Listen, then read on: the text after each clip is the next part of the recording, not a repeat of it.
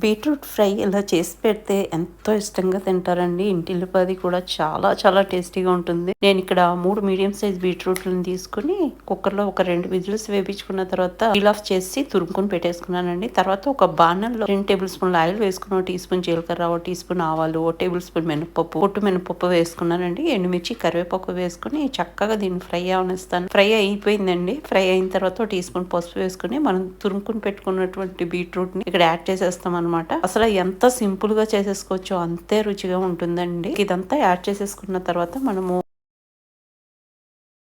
రుచికి సరిపడా సాల్ట్ ఇక్కడ యాడ్ చేసేసుకుంటామండి.